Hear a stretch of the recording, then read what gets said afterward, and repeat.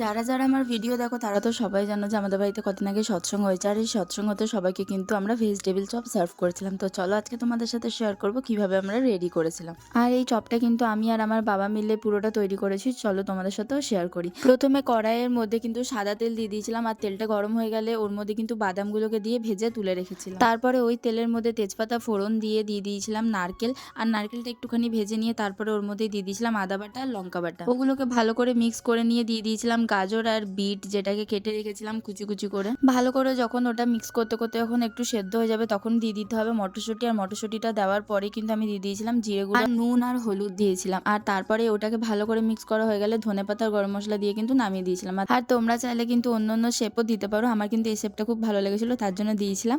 তো তোমাদের কেমন লাগলো অবশ্যই কিন্তু কমেন্ট করে জানিও। আর তোমরা চাইলে কিন্তু এই ভেজিটেবিল চপটা তোমাদের স্ন্যাক্সের আইটেমও রাখতে পারো। চলো আজকের মতো এই পর্যন্তই, সবাই ভালো থেকো, টাটা।